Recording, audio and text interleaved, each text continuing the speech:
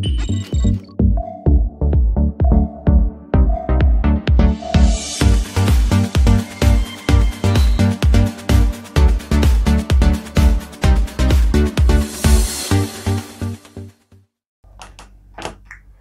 za sve naše pratioce našeg YouTube kanala, Pismod.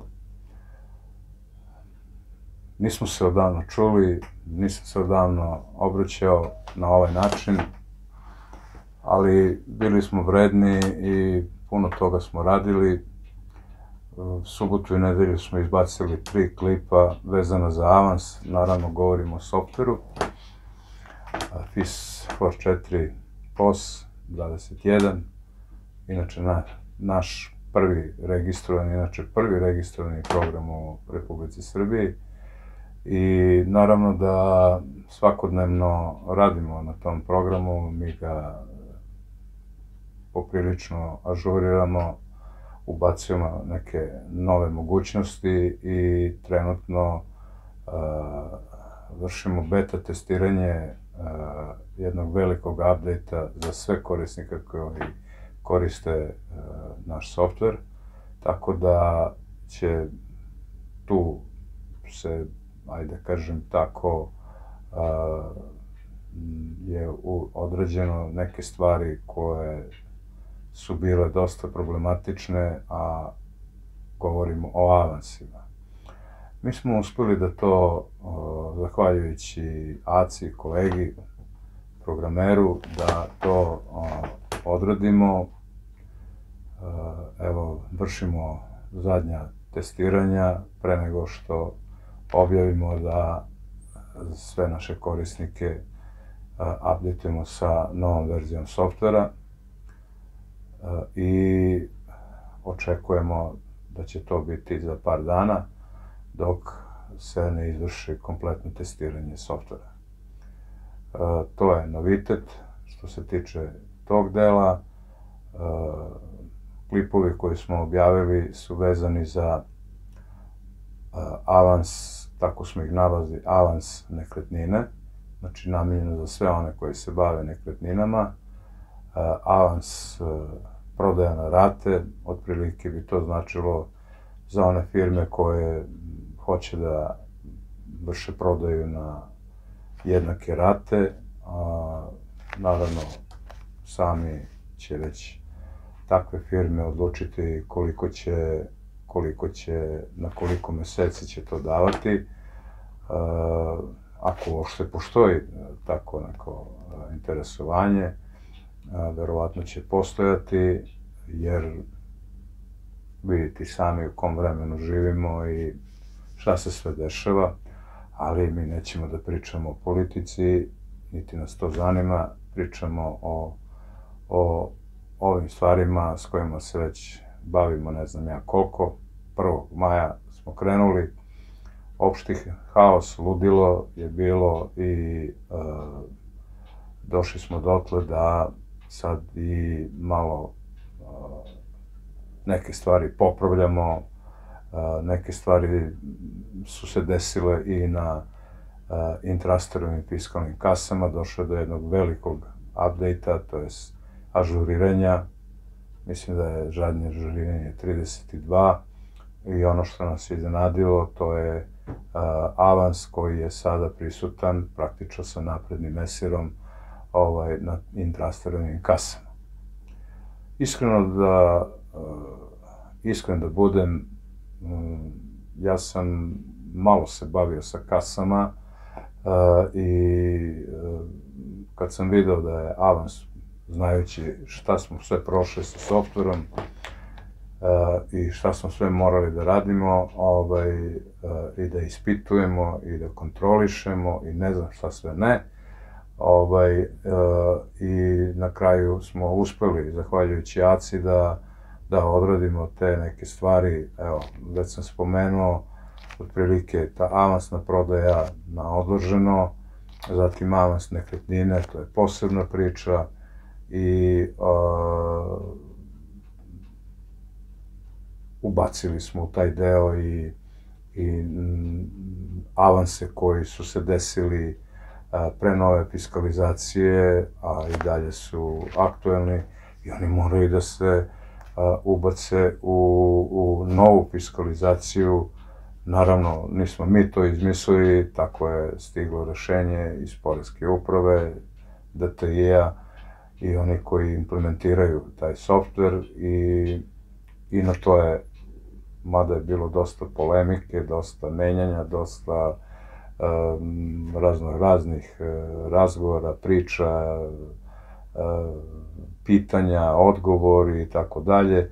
Na kraju se našlo neko rešenje jer je to važna stvar, jer vi morate da zatvorite, recimo u nekretninama, neki stan, a ima 2-3 avansa iz, da kažemo, pre početka nove fiskalizacije, pa bez obzira vi morate da date konačan račun. Na kraju je nađeno rešenje tako što se sabiraju svi avansi iz stare fiskalizacije i daje im se jedan jedinstveni broj, znači sa ukupnom sumom, i onda se to dalje odrađuje u našem softveru. Pogledajte klip pa ćete vidjeti kako to ide, Aca je to dobro objasnio. To tamo možete da vidite, klip, kažem, nekretnine, prodaja na rate i ne znam, tamo još nešto, ali ono što je bitno to je da smo još u fazi testiranja, dobro su prošli testovi, ovo što je testirano, vidite i sami na tim klipovima da to ima neki svoj redosled i naravno o tome treba voditi računa, zato smo i stavili taj klip da bi videli kakav je to postupak. Očekivali smo, s obzirom da je se na intransfernim kasama desio napredni esir i da sada i u kasama postoji avans, ja moram iskreno da budem, nisam uspeo da uradim ni jedan avans na kasi, zato što iskreno nisam se baš ni mnogo bavio, ali gledajući ona objašnjenje kako se to radi, pokušao sam, ali nisam uspeo ni jedan avans da uradim, pa eto, možda neko ko je to već odradio, voleo bi da me kontaktira i da mi to eventualno pokaže ili da objasni, jer ja to nisam uspeo da uradim, ali kažem, možda to radi, možda ne radi, ne znam, evo to bih želeo da čujem od vas, pa eto, možete mi se obratiti i reći da li ta avans u fiskalnim kasama uopšte radi, pretpostavljam da bi trebao da radi, jer zašto bih ga objavili i zašto je to novo ažuriranje koje ima puno toga. Naravno da je jedna od tih stvari praktično zabrana, to smo već odradili, čini mi se možda svim našim korisnicima, zato i apelujem za one korisnike koji se bave prodajom hrane, to su ugostitelji i pekare, da eventualno ukoliko su na kasama, takođe i naravno i za softver, da im se prepravi, jer znate za varijantu da više nema za te delatnosti, ne postoji kartica, znači kartica se ukida, postoje samo 4 sredstva plaćanja, to je gotovina, prenos na račun, valjda vaučer i ostala plaćanja, šta god to značilo. To vas molim da za one koji to nisu odradili na kasama i u samom softveru, da nam se hitno jave kako bi to ispravili, da ne bi imali ni oni, ni mi problema, jer je to bila i naša dužnost da to odradimo, kažem, na kasama, barem oni korisnici za koje znamo da imaju tu šifru delatnosti, zvali smo ih, dolazili su i prepravljali smo, znači ukidali plaćanje karticama, za softver takođe, pa kažem, ako smo nekoga prepustili da nam se jave i da to odradimo najhitnije moguće. To je stvarno molba, i veliki apel da pod hitno se ta stvar završi, da ne bismo i vi i mi imali problem. Jer ne sme ništa da se pojavi za te delatnosti što nosi kartica, znači plaćanje karticom, iako vi možete da, naravno, koristite vaše naplatne uređaje, to ništa nije sporno, to se podrazumeva, ali to morate da iskažete ne kao kartica, nego kao gotovina. Toliko o tome, to je jedna stvar. Da li ima tu još nešto, ne mogu sad da se setim, ali ono što sam teo da ukažem na neku drugu stvar, to je takođe molba, jer vidim neke prepiske na nekim forumima, na Viberu i tako dalje, da se tu i tamo dešava, i nama se to desilo, budem sasvim iskren, iako smo svakog korisnika prilikom obuke i prilikom primopredaje kase pitali da li je PDV obveznik ili nije PDV obveznik, pa zvali smo i knjigovođe ako je bilo potrebe, da prosto je neverovatno da se bavite nečima, ne znate da ste u PDV-u ili niste u PDV-u. Zato ovaj klip i molba da se još jednom preispita, da pogledate svi vaše račune i da vidite prvo da imate saznanje da ste PDV obveznik. Ako jeste, da onda isključivo koristite poreske stope 20%, slovna oznaka je E, izvinjavam se, Đ, 10% slovna oznaka je E i nulta stopa koja je ćiriličnim slovom G. To je za PDV obveznike. Znači, kada vidite račun, a vi ste PDV obveznik, vi možete da radite samo sa tim stopama. Znači, ne sme da se pojavi A stopa. A stopa je rezervisana za one koji nisu u PDV-u i oni takođe da obrate pažnju na svoje račune, jer možda je kasno, možda i nije, zavisi ko je koliko računa izbacio, ali moram da vam sasvim otvoreno kažem, ukoliko niste PDV obveznik, a iskazujete PDV zavisno od broja računa, možete da imate veliki problem, jer taj PDV koji je iskazan morate da platite. Znači, vi niste PDV obveznik, iskazali ste PDV, nema refundiranja, nema ničega, jednostavno taj PDV mora da se plati. To da vam bude sasvim jasno i to vam, evo ovde otvoreno kažem, nema drugog načina nego da to jednostavno proverite i ako vidite da je greška, da pod hitno se to otklanja, da vam knjigovođa obračuna taj PDV i platite ga što pre, inače ćete imati velike problema.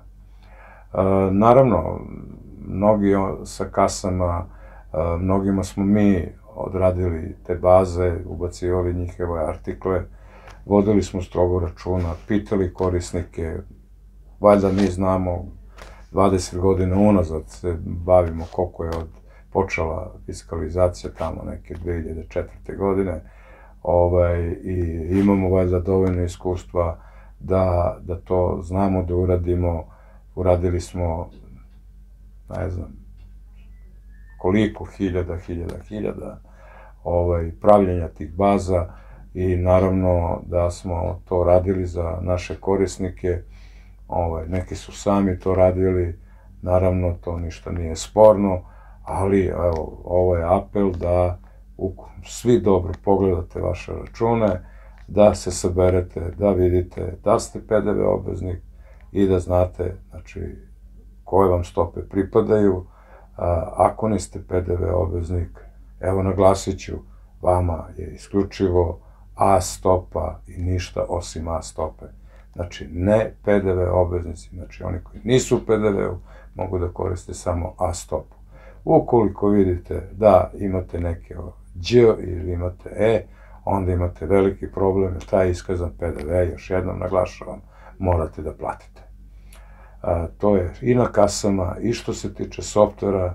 Za softver bi to bilo malo problematično, jer te baze ste praktično sami radili, mi smo pokazivali kako da to radite, jer moram naglasiti da su sve stope otvorene i vi kada tarifirate vaš artikl, vi morate da znate šta vama pripada, koja stopa, zavisi od toga jeste u PDV-u ili niste u PDV-u. I da više ne govorim o tome, eto, apel još jednom, prekontrolišite, znači apel, prekontrolišite i u softveru, naravno, više se to odnosi na onima koji rade na kasi, da lepo pogledate, vrlo brzo to možete da izvedete iz prvi račun koji oštampate, pogledajte šta je tarifirano. A verovatno znate da ste u PDV-u ili niste u PDV-u. Ako eventualno ima neka pitanja, pozovite, mi ćemo vam to rado objasniti, ali da ipak 4 meseca je neki manji period nego da se to vama desi na kraju godine, gde je to skoro 6 meseci, 7, nemam pojma, i onda bi to bio strašan problem. Prema tome, bolje ikad nego nikad i eto, još jednom vas molim, apelujem, kako god to tumačili, pregledajte vaše račune i vidite gde ste vi, šta ste vi. Znači, ne u smislu nekom drugom, nego jednostavno ste PDV obveznik, onda pripadaju odgovarajuće poreske stope. Još jednom ću naglasiti, PDV obveznici Đ, E i G. Znači G. Sve su to ćirilična slova, ne PDV obveznici, znači oni koji nisu u PDV-u, jedina stopa je A. A stopa. Ništa drugo ne sme da bude. I sa tim ću završiti tu priču i da to jednostavno posle ovolikog apela i vi uradite vaš deo posla. Eto, toliko o PDV-u. Što se tiče softvera, naš prvi, znači broj 1 softver koji je registrovan u Srbiji, FISFOR 4 POS 21, registrovan 29. oktobra 2021. godine, nosi oznaku broj 1, da, to smo mi, Darija Memiš, PR, FISMOD, je registrovan naš program i želim da svima vama koji radite sa našim softverom, da vam kažem sledeću informaciju, a to je da vam ćemo vrlo brzo, znači za par dana, krenuti u jedan veliki update, vršimo određena testiranja, rešili smo sve što se tiče avansa, proveravali, ne znam, 1000 puta da li to sve radi, da li to sve funkcioniše, AC je tu napravio fantastičan posao, zato što je to dosta uradio na način koji će biti prihvatljiv za sve. Kad su nekretnine u pitanju, kada je eventualno prodaja na rate, ako tako nešto želite da radite ili već radite, naravno da morate da radite sa avansima.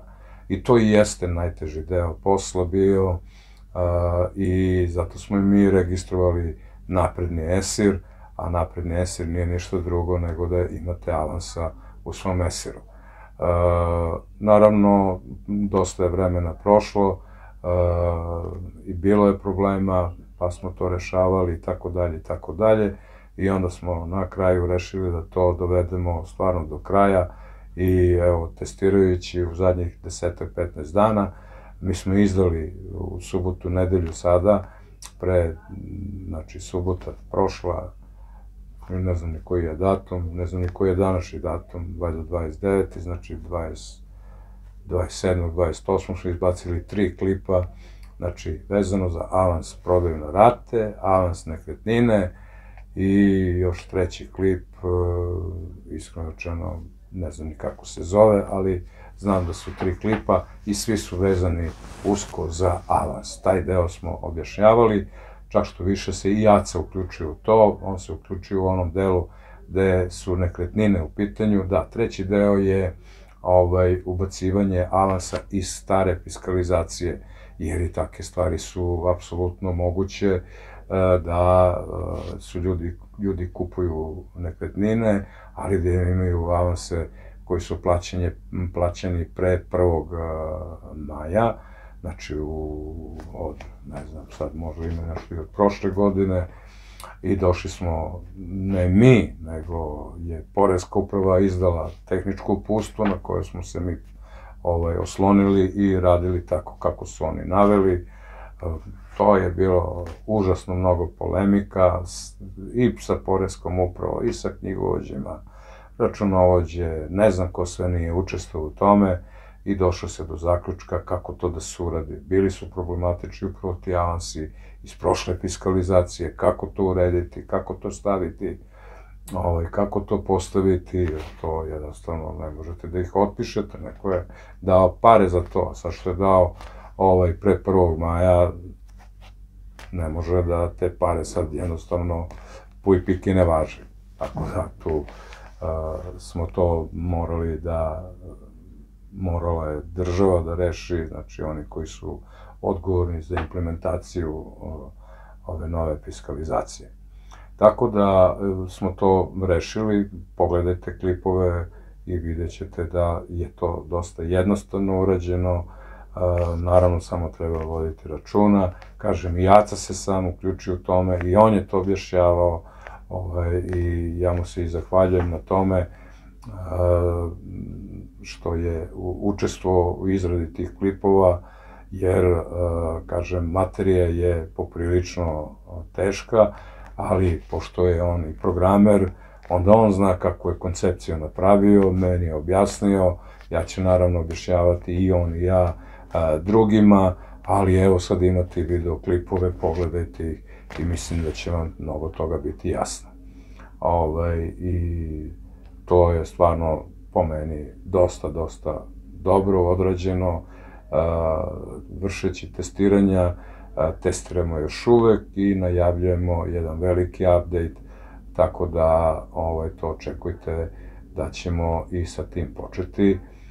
Naravno, imamo još nešto u planu, imamo u planu da vidimo, pošto se i takođe i takve stvari dešavalo, jednostavno su se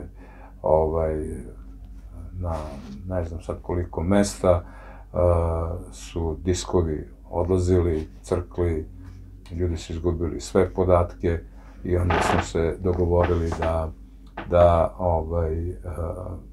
pokušamo da na naš server updateujemo, to jest da backupujemo podatke, tako da i ako dođe do tako nečega, da li je SSD disk ili HDD disk, nebitno, svi su oni podložni kvarenju i to je ono nešto što je najgore što može da se desi i onda bi išli na backupovanje. Naravno, kada je to u pitanju, sigurno ćemo povećati cenu rent programa, jer programi sami znate da rentirate, ne kupujete programe, nego rentirate, i ta pravila znate, tu će doći do verovatno nekog poskupljenja.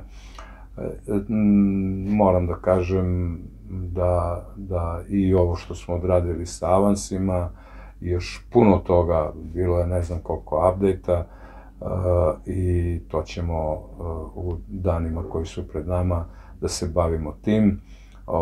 Onog trenutka kada krene i backup, naravno to će biti na bazi dobrovoljnosti. Nećemo mi da vas nateramo šta je za vas dobro. Ako vi ne shvatite šta je dobro, mi vam tu ne možemo puno pomoći, ali možemo da vam kažemo koja je prednost toga. Prema tome, objasnit ćemo da backupovanje je spas, znači da je to nešto što, iako vam crkne disk, možemo da vratimo na prethodni dan, možda eventualno spasimo, povučemo podatke. Ako je totalno crko disk, onda nažalost da, ako nemate backup, onda problem. Ako imate backup, to je po principu recimo da će to raditi po principu 1, 2, 3 ili ja kako to volim da kažem deda, otac, sin. Znači, trostruka zaštita i onda može da se desi samo da je taj tekući dan, ako je tog dana vrisnuo disk, onda se vraća na prethodno, znači ili na, ako je to 1, 2, 3, onda ako se desilo na trojici, vraćate se na dan ispred toga i onda imate barem podatke, izgubili ste za taj tekući datum, ali opet imate podatke, ove možete naknadno da ubacite, to je najmanji problem, ali važnost toga je apsolutno, to ne treba puno objašnjavati. Svi oni koji znaju šta znači ta nesreća da se tako nešto desi, zato vas molim da mi ćemo vas pismeno obavestiti o tome. To će biti na bazi, naravno, dobrovoljnosti, nećemo nikoga da teramo, niti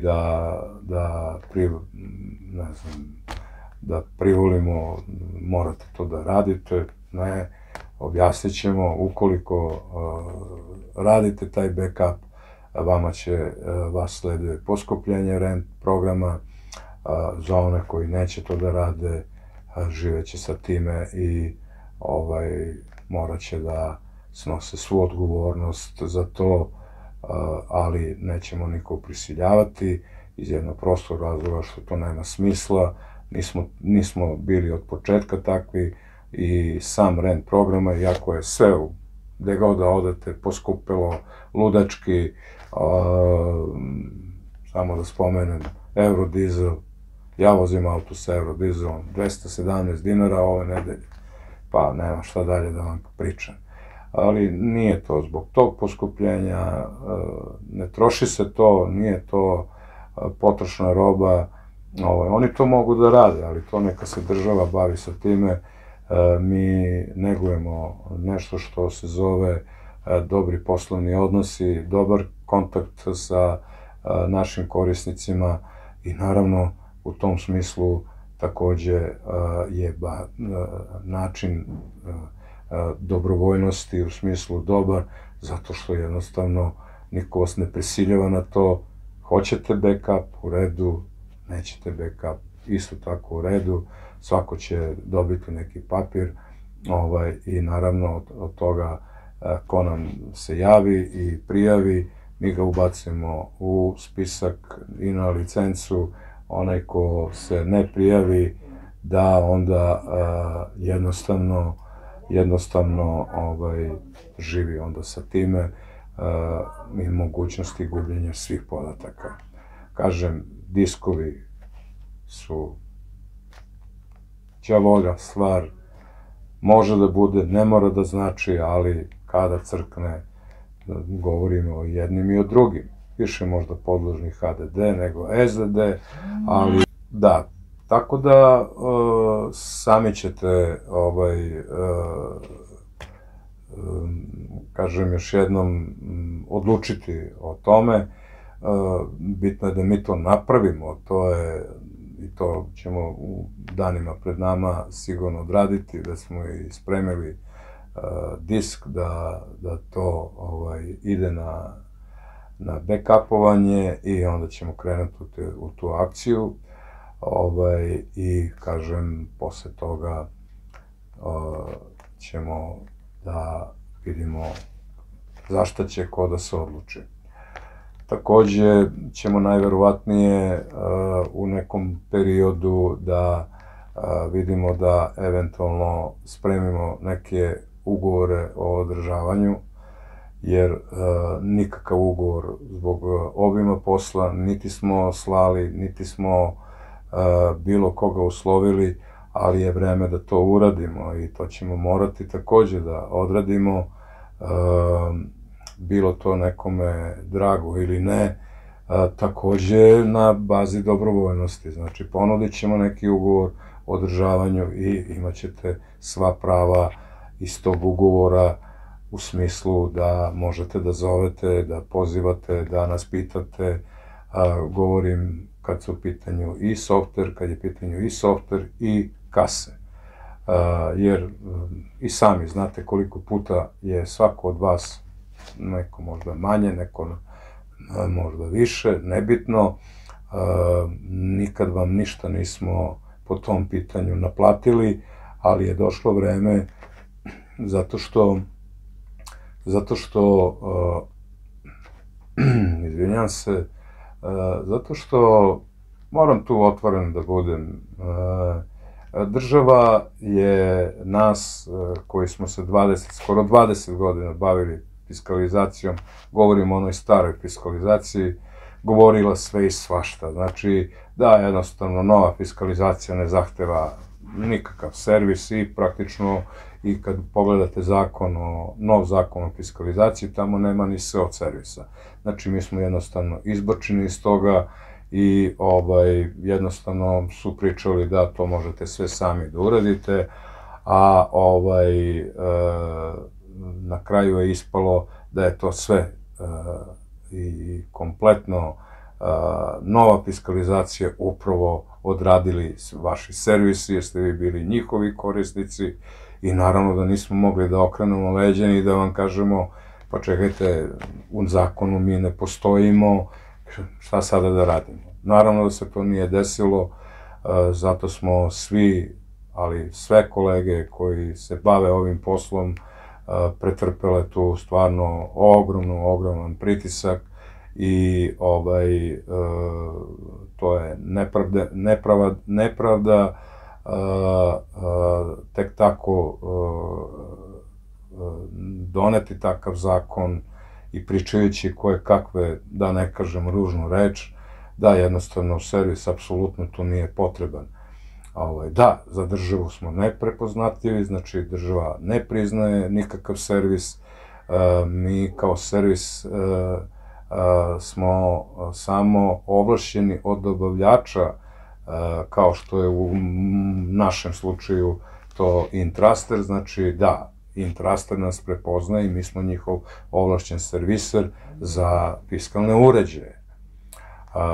Za softver, da ne pričam, takođe ima 1000 poziva, stalno neko nešto zove, pa bože moj, eto, mnogi zaborave, recimo, rade retko refundaciju i onda je najlakše okrenuti telefon i pozvati kako se radi refundacija. Znate, da je to 20-30 korisnika, to bi možda bilo i razumljivo, ali to je mnogo više korisnika i možete zamisliti kakav je to pritisak. Sad su bili godišnji odmori, pa se to naravno smanjilo, ali godišnji odmori su prošli, evo, septembra i ponovo će biti ista priča. Oni koji su došli sa godišnjeg odmora, prijavili tamo godišnji odmor u poreskoj upravi i krenut će da rade i naravno verujem da će mnogi zvati da pitaju kako se radi refundacija, kako se radi avans i ne znam, mnoga pitanja. U tom smislu takođe još jednom naglašavam na bazi dobrovoljnosti, znači nikada nećemo nikoga prisiliti. Ali da takođe i oni koji tako nešto prihvate, znaju i uživaće u tim nekim pogodnostima koje takav neki ugovor koji neće finansijski mnogo opteretiti budžet firme, moći da zovu i da pitaju, da, zaboravili smo kako se radi refundacija, ali za one koje ne potpišu, stvarno nismo u obavezi. Nemamo nikakvu ugovornu obavezu između vas, korisnika, i mi koji smo servis. Mi smo servis, ali smo servis samo za, recimo, konkretno za kase, Intrasterov servis, i mi smo njihov ovlašćen servis. Za državu ne postojimo.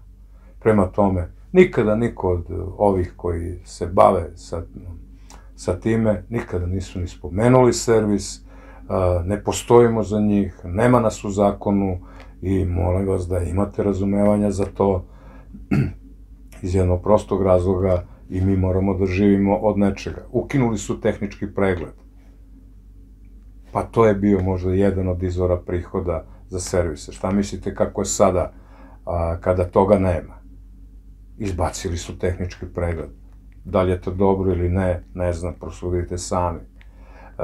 Da li ćemo mi samo inicijativno napraviti neku vrstu, opet kažem, na bazi dobrovoljnosti, ili ćemo to uvrstiti u ugovoru nekom koje će veoma brzo vama stići na mail adrese, gde ćemo predložiti ugovornu obavezu sada na bazi dobrovoljnosti između vas kao korisnika i nas kao vašeg servisa.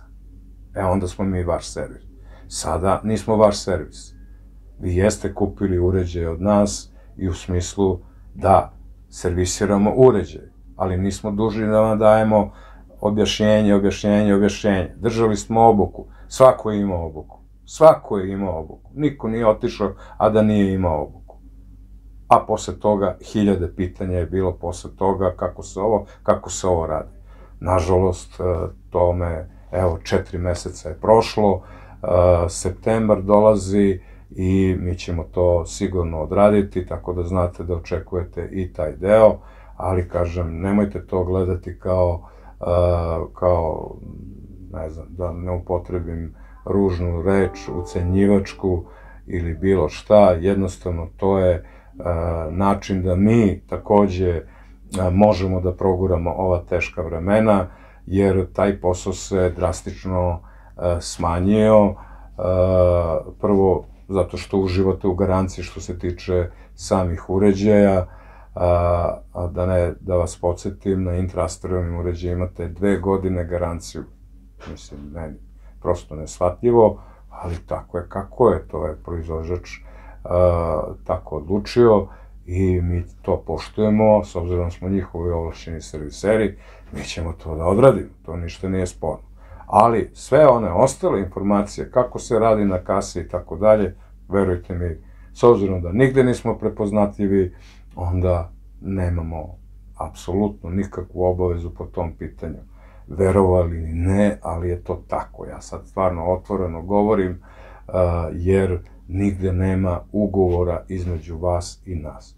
Kada se takav ugovor potpiše, onda će postojati, na bazi naravno dobrovoljnosti, postojaće neki ugovori koji će obavezivati nas kao vaš servis i tada ćemo biti, ali samo za vas prepoznatljivi. Država s tim nema veze. Prema tome, to tako shvatite. Naravno da to kažem još jednom, neće to biti, ne znam, neke cifre od koje će, ne znam ja šta, mnogi odustati. Ja ti verujem da će svi pristati na to, jer sami znaju, samo u ova prokleta 4 meseca, koliko puta su mene pozvali, Dariju, ne znam, Vesnu i tako dalje i tako dalje. To je ta ekipa,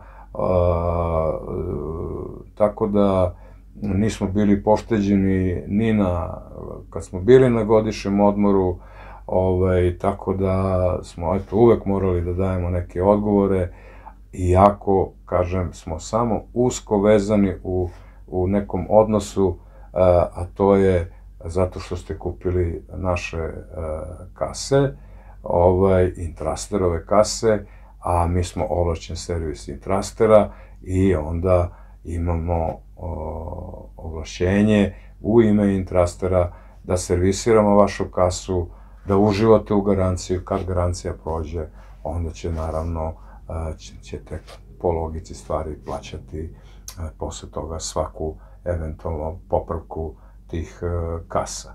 Ali 2 godine je poprilično veliko vreme, tako da ne brinete mnogo, ali ovo ostalo, nažalost, ćemo morati da prođemo, ali još jednom kažem, već ne znam po koji put, sve je na bazi dobrovoljnosti. To shvatite kao nešto što nije obavezno za vas, ali i naravno šta proističe od toga ako tako nešto ne želite da potpišete i da budete svesni da stvarno posle toga jednostavno nemamo nikakvu obavezu prema vama, da prema kasi, vašoj kasi, da, mi smo ovlašćen servis i servisiraćemo. I da sad dalje ne pričam i da jedno te isto vrtim već ne znam ja koliko, ali eto, to je samo nešto što sam želeo u ovom videu da vam spominjem.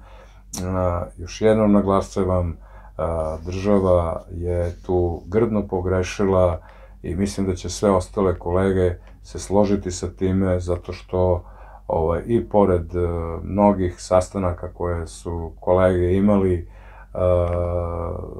i mislili smo da će ipak u nekom trenutku doći do toga da država stane iza toga i da nas ubaci u zakon, oni to nisu uradili i prema tome za državu smo mi neprepoznatljivi i dan danas, tako da vas molimo da imate tu apsolutno razumevanje za sve ovo što sam vam sada objasnio. Mislim da je to korektno, da se stvari stave na čistac i da svako zna gde mu je mesto i kakve su konsekvence za jedno ili za drugo, i sa time bi ja to polako ovaj video privodio kraju. Ja takođe želim da vas obavestim da naravno uvek imate pravo i da komentarišete svaki moj video ukoliko tako nešto želite, ili da nam se obratite i telefonom, ili mada bi više voleli da to uvek bude napismeno, da imamo bili oni negativni, bili pozitivni, svejedno, to je ista priča, nismo svi isti, ali mi znamo šta radimo, kako se ophodimo prema našim korisnicima i sami korisnici će to oceniti i na kraju će oni moći uvek da promene servis ukoliko nisu zadovoljni, to je njihovo pravo, jer eto, čime vas vezujemo, osim što će taj servis, ja govorim samo o kasama, fiskalnim uređajima koji su pod našoj nadležnošću, da se ipak ako odlazite neki drugi servis obavi ta neka transakcija, to neko pravo prelaženja, da ne bi ste imali problema vi od proizvođača, zato što on reguliše ta prava. Prema tome, nikome nije zabranjeno da promeni servis, ali mora da traži odobrenje prethodnog servisa i bez ikakvih problema niko neće, pretpostavljam, nijedan servis neće praviti problem. Da li ćete u ovaj ili onaj servis preći, to je nebitno, ali moramo da poštujemo proceduru, jer to traži i sam proizvođač. Prema tome, vrlo korektno, vrlo pošteno, i ja se tu zahvaljujem i firmi Intraster koja o tome baš vodi strogo računa i takve stvari poštuje. Kako je za druge proizvođače, ne znam, a i ne interesuje me stvarno, jer dosta dugo radim Intraster i radit ćemo, naravno Darija je tu sada glavna što se svega toga tiče, i nastavit će se i dalje ta politika prema Intrasteru i neće se nikada promeniti, jer imamo dobrog partnera koji ima razumevanja za sve i vrlo je korektan, tako da u to nema dvojbe. Ja mislim da smo dosta, ja ne znam ni koliko je vremena prošlo u ovom nekom mom obraćanju. Ja vas pozdravljam, želim vam početak septembar, deca idu u školu, vi se vraćate na posao, očekuju vas radne obaveze, mi smo to već prošli, još u julu, neki su u avgustu, ali evo sada kreće septembar i onda ide full gas i ponovo priča se ponavlja, doduše možda verovatno u manjem obimu, mnogi su se već navikli, rade, naučili su i tako dalje, ali zato vam želim sve najbolje, da svi ove dane, ne znamo, eto, po pričama, gledajući televiziju, gledajući te neke stvari, tu nas, ne znam, plaše koje kakvim stvarima, iskreno rečeno da nas plaše ili je to stvarno tako, vidjet ćemo šta će se iz toga sve izroditi, neko ludo vreme jeste, ali šta je tu je, mi to ne možemo da promenimo i ja još jednom sad definitivno vas pozdravljam, pa do nekog sledećeg klipa, evo, posle toliko vremena, ponovo sam se obratio i moram da bacim pogled, to je, znači, 46. minut, baš mnogo pričam i mislim da je krajnje vreme da to završimo. Do sledećeg videa, ja još jednom želim puno sreće, da imate posla, da budete zdravi, što je najvažnije, i da sve prođe u nekom najboljem redu i miru, da nemamo nekih trzavica koje mnogo ne zavise od nas i u to ime veliki pozdrav od Taleta Peace Mode, doviđenja i prijatno do sledećeg klipa. Thank you.